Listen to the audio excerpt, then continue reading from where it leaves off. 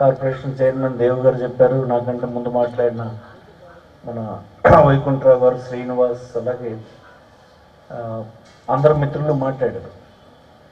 ఇందులోనూ ప్రధానమైన విషయం ఏంటంటే, ఎప్పుడైనా ప్రజా జీవితంలో ఉన్నోళ్ళు, ఎన్నికల్లో గెలుపొందిన రాజకీయ పార్టీలు, ప్రభుత్వాలు మీరు గెలిపిస్తే కదా వస్తారు. గెలిపించినప్పుడు ఒక మాట, గెలిచిన తర్వాత ఇంకో మాట ఉండకుండా మేము ఇచ్చినటువంటి మాటను మేము నిలబెట్టుకున్నామని చెప్పడానికే మేము ఇక్కడికి వచ్చాం. ఏమిటి మాట ఇచ్చాము?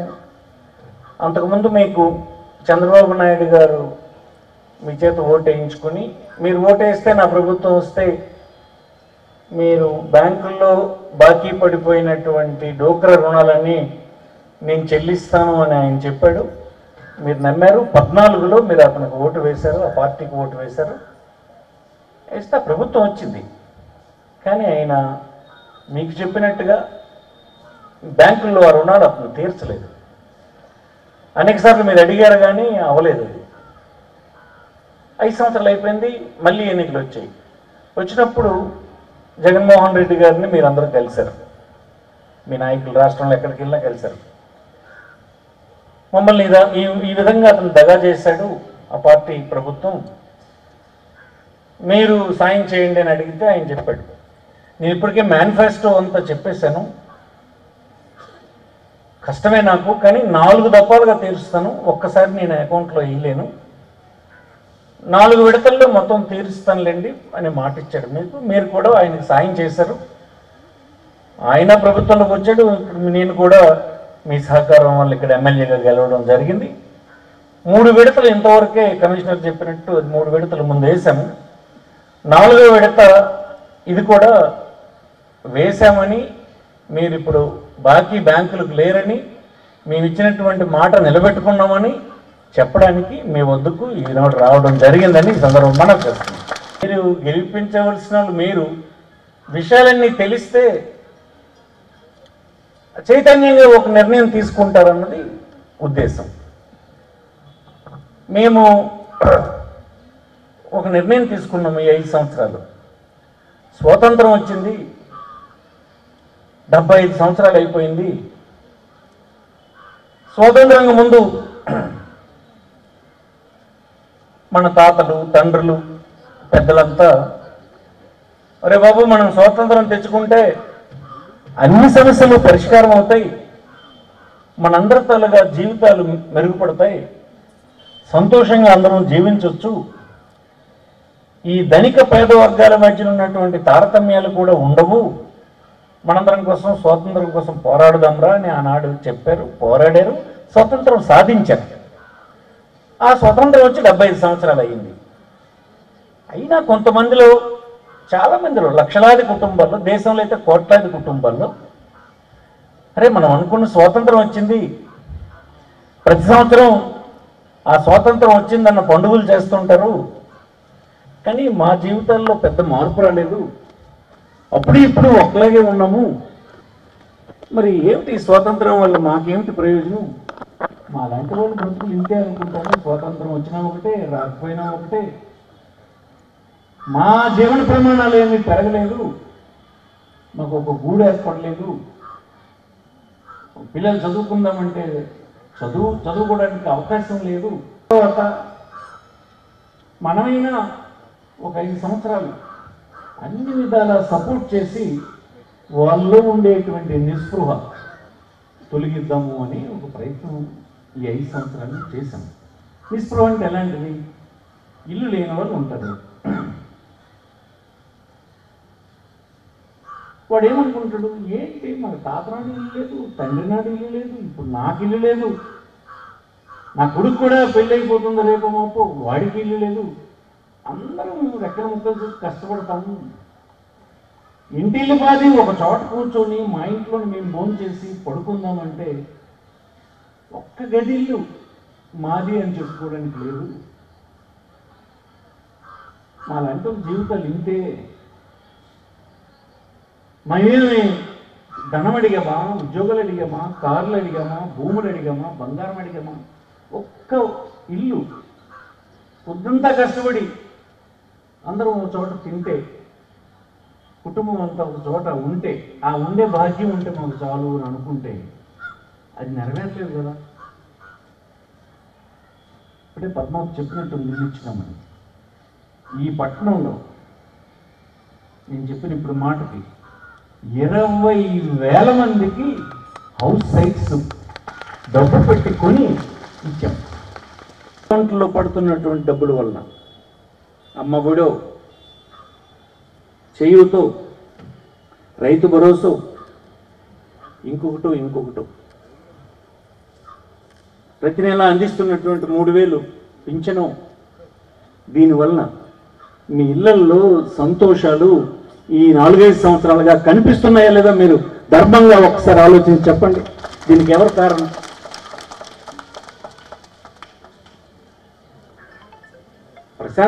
ప్రశాంతత ఊరకనే రాదు. ఆ అవసరాలన్నింటినీ ప్రభుత్వం ఏదో ఒక పద్ధతిన తీర్చుతుంది కనుక చేస్తామని చెప్తాడు. కొంతమంది అమ్మలక్కలకి ఏంటంటే ఎవరు చెప్తుండే ఆ మాట కూడా అక్కర్లేదు, ఇవి ఇలాగొచ్చేస్తాయి. ఏంటి ఇప్పుడు ఇన్ని వచ్చినవన్నీ ఇలాగొచ్చేస్తాయి. మాకు సిలిండర్లు 3 వచ్చేస్తాయి.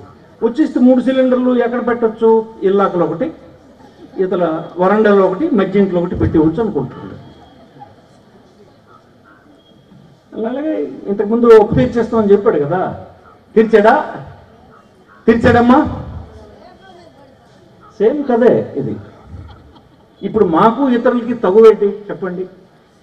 మాకు ఓటేయొద్దని చెప్పిన వాళ్ళకి మాకు ఉన్న తగువేంటి? ఎలక్షన్లో తగువంటే ఇదే.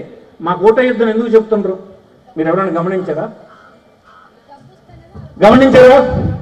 ఏమరా మాకు ఓటేయొద్దు కానీ మీరు ఇప్పుడు కనీసం గమనించినారా? ఎందుకు మాకు ఓటేయొద్దని చెప్తుండ్రు మీరు గమనించారా?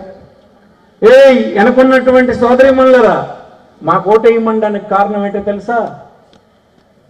మీ అకౌంట్లో డబ్బేసి ఇంటిల్లిపాది సంతోషంగా ఈ 5 సంవత్సరాలు ఉంచినందుకు, నీకు ఇంటికి యజమానురాలను చేసినందుకు, నువ్వు కాన్ఫిడెంట్గా తలెత్తుకొని అభిమానంగా జీవించడానికి ఆసరాగా నిలబడినందుకే మాకు ఓడించమంటున్నారు అన్న మాట మీరు గమనించకపోతే మేమేం చేయాలి? ఇంకా అదే కదా వాళ్ళు చెప్తుంది. కాకపోతే మేము చేసిన తప్పని వాళ్ళు మాత్రం అంటున్నారా?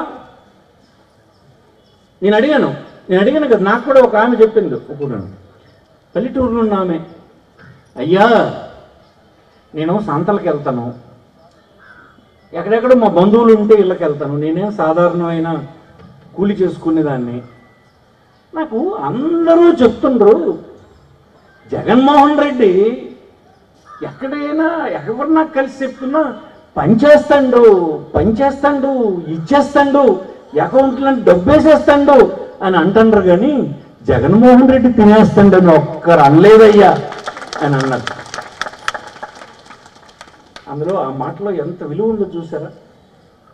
ఎంత శక్తి ఉందో మీరు చూసారా? ఎవరికి పనిచేస్తున్నాడు? ఏమరా ఎవరికి పనిచేస్తున్నాడు?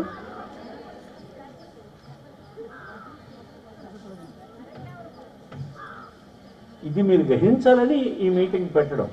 ఎందుకు మీకు చెప్పాలంటే మీరు ఓటేస్తే మాకు అధికారం వస్తుంది. ప్రజాస్వామ్యంలో మేము అధికారం మా దగ్గర ఉందో అనుకుంటారు. లేదు, మీ అధికారం మీ దగ్గర ఉంది. పెట్టితాళం అధికారం అంటే ప్రజాస్వామ్యంలో పెట్టితాళం 14లో చంద్రబాబు నాయుడు గారికి ఇచ్చారు. ఎందుకు ఇచ్చారు? మీ అప్పు కట్టేస్తారని చెప్పాడు కనుక పెట్టితాళం ఇచ్చాను. వెంటనే పెట్టితాళం తీసాడు అతను. పెట్టిలో డబ్బు మాత్రం మీ అకౌంట్కి ఇవ్వలేదు. ఆయన తమాషా చేశాడు. ఒక 4,000 ఇచ్చేసి పసుపు కుంకుమని దెబ్బ కొడదాం మళ్ళీ అనుకున్నాడు. మీ దగ్గర మీరే దెబ్బ కొట్టారు. మళ్ళీ 19న దెబ్బ కొట్టారు. పెట్టితాళం జగన్మోహన్ రెడ్డికి ఇచ్చారు. జగన్మోహన్ రెడ్డి పెట్టి తీశాడు. పెట్టిలో డబ్బు తీశాడు. జగన్మోహన్ రెడ్డి ఎవరికి ఇచ్చాడు? ఏమన్నా ఎవరికి ఇచ్చాడు? పెట్టితాళం వచ్చే నెలతో అయిపోతుంది. మీరు ఇచ్చిన పెట్టితాళం టైం అయిపోయింది. పెట్టి మూత పడిపోద్ది. మళ్ళీ పెట్టి తరాలంటే మీరు వెనకున్నారు పెట్టారంటే మరి మా దగ్గర ఉందనుకుంటాండి అధికారం. మా దగ్గర లేదు అధికారం, మీ దగ్గర ఉంది అధికారం. అందరి దగ్గర ఉంది అధికారం. వాళ్ళు ఎవరికి పెట్టి తాళం ఇస్తే వాళ్ళు పెట్టి ఓపెన్ అవుతుంది. మళ్ళీ మేము ఒక్కసారి మీకు కనిపిస్తాము. వచ్చే నెల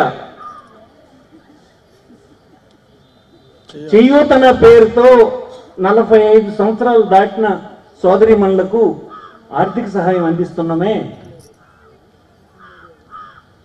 ఆ సహాయం ఇవ్వడానికి ఒకసారి వస్తాం. మళ్ళీ ఇలాగనే ఒక మీటింగ్ పెట్టి మీకు కలిసి అదే లాస్ట్. మరి కనిపించాం, మీరు ఓటు వేశారని కనిపించమంటే కనిపించం. ఈ ఊర్లోనే ఉంటాను నేను, ఎక్కడికి వెళ్ళిపోను. కానీ అధికారం టైం అయిపోయింది.